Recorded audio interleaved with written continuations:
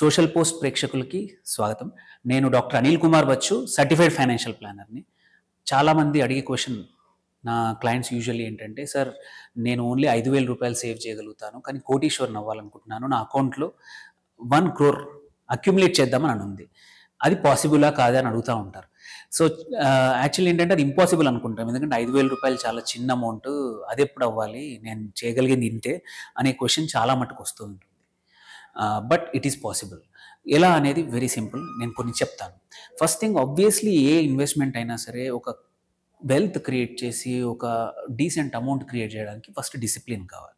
So, ఆ డిసిప్లిన్‌తో ప్రతి నెల లెట్స్ సే ఈ అజంప్షన్ ఏంటంటే ఫిక్స్‌డ్‌గా రూ. 5,000 మాత్రమే సేవ్ చేద్దాం. సేవ్ చేద్దామంటే కన్జర్వేటివ్‌గా నేను ఏంటంటే ఎక్కువ రిస్క్ తీసుకోను. కన్జర్వేటివ్ మ్యూచువల్ ఫండ్స్‌లోనో, కన్జర్వేటివ్ ఇన్వెస్ట్‌మెంట్ పెడతాను.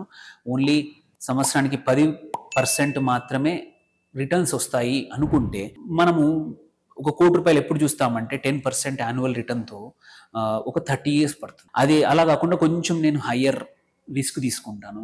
కొంచెం మోడరేట్ రిస్క్ తీసుకుంటాను.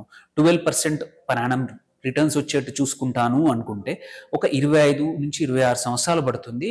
రూ. 5,000 ప్రతి నెల సేవ్ చేస్తే మీ అమౌంట్ 1,00,00,000 అవ్వడానికి. ఓకే. అలా కాకుండా కొంచెం నేను అగ్రెసివ్‌గానే వెళ్తాను. మంచి ఈక్విటీ ఫండ్స్‌లో ఇన్వెస్ట్ చేస్తాను. ఆర్ ఏదైనా ఎక్కువ రిటర్న్స్ వచ్చే ఇన్వెస్ట్‌మెంట్ చేస్తాను అని అనుకున్నప్పుడు 22 సంవత్సరాల్లో కూడా 22 ఇయర్స్‌లో మనం 1,00,00,000 చేయొచ్చు. కాకపోతే ఏంటంటే 1,00,00,000 investment looks good. 2 important things ఏంటంటే ఫస్ట్ థింగ్ ఈ 1,00,00,000 అమౌంట్ అనేది ఇన్‌ఫ్లేషన్ అడ్జస్టెడ్ కాదు. అంటే డబ్బు వాల్యూ అనేది ఇన్‌ఫ్లేషన్ వల్ల, ద్రవ్యోల్బణం వల్ల తగ్గుతా ఉంటుంది. ఈ కేస్‌లో ఏంటంటే ఈ 1,00,00,000 అనేది ఇవాళటికి ఫిగర్‌కి 1,00,00,000 అనిపించొచ్చు. బట్ వాల్యూ మాత్రం ఒక 20,00,000కి సమానంగానే ఉంటుంది ఆ టయానికి. సో, ఎందుకంటే రూ. 5,000 మనం ఫిక్స్డ్ అమౌంట్ ఇన్వెస్ట్ చేస్తున్నాము. ఒక ఎస్ఐపి రూపంలోనో, ఒక ఇన్వెస్ట్‌మెంట్ రూపంలో ప్రతి మంత్ చేస్తున్నాము. ఎట్ 15% కూడా 20-22 సంవత్సరాలు పడుతుంది.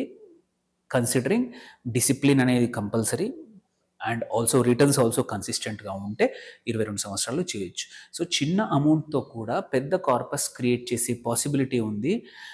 సో, అది ఇంపాసిబుల్ కాదు. కాకపోతే బెటర్ ఇంకా కొంచెం మంచి పాసిబిలిటీ అయ్యే మెథడ్ ఏంటంటే స్టెప్ అప్ అనేది ఉంటుంది. స్టెప్ అప్ అంటే ఏంటంటే ప్రతి సంవత్సరం 5,000 ఇప్పుడు మొదలుపెట్టాం. సో, మన ఇన్‌కమ్ కూడా ఎప్పుడు స్టేబుల్‌గా ఉండదు. యూజువల్లీ ప్రతి సంవత్సరం సాలరీ పెరుగుతుంది, మన స్కిల్ పెరుగుతుంది, మన ప్రమోషన్స్ వస్తాయి. అలాంటప్పుడు ఏంటంటే మన సేవింగ్ చేసే రేట్‌ని కూడా అమౌంట్‌ని కూడా కొంచెం పెంచుకోవడం. One of the best example ఏంటంటే ప్రతి సంవత్సరం ఒక 10% స్టెప్ అప్ అంటాము. ఇంక్రీజ్ పెంచడం అన్నమాట. సో, 5,000 ఈ సంవత్సరం, నెక్స్ట్ ఆ తర్వాత సంవత్సరం 5,500 అలా ప్రతి సంవత్సరం 10% పెంచుకుంటూ పోతే మనకు రూ. 1,00,00,000 ఎప్పుడు చేరుకోవచ్చు అనే క్వెషన్. అది కూడా ఈ కేస్‌లో మనం చెప్పినట్టు ఇంతకుముందు 10% సేమ్ పెడితే ఒక 30 సంవత్సరాలు పట్టే చోట ఓన్లీ 20 సంవత్సరాల్లో రూ. 1,00,00,000 అవుతుంది. ఇది స్టెప్ అప్‌తో. అదే ఒక 12%తో మన కార్పస్ పెరిగిందనుకోండి, మన ఇన్వెస్ట్‌మెంట్ పెరుగుతా ఉందనుకోండి, ఒక 25 సంవత్సరాల్లో రూ. 1,00,00,000 అయ్యే అవకాశాలు నార్మల్‌గా అయితే. స్టెప్ అప్‌తో అయితే 17-18 సంవత్సరాల్లో అయిపోతుంది.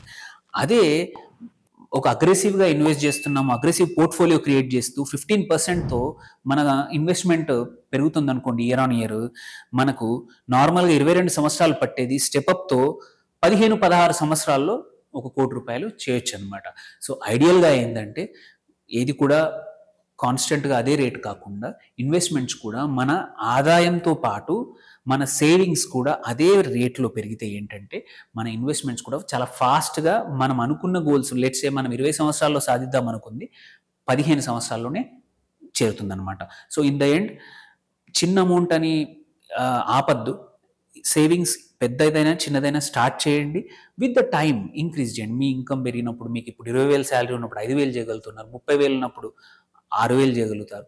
అట్లా పెంచుకుంటూ పోతే ఏంటంటే మన గోల్స్ అనేది తొందరగా రీచ్ అయ్యే అవకాశాలున్నాయి. మనకు కావాల్సిన కార్పస్, మనకు ఫైనాన్షియల్ గోల్స్ అన్నీ ఎయిమ్స్ అయితే ఏవైతే ఉన్నాయో తీర్చుకునే అవకాశం ఉందన్నమాట.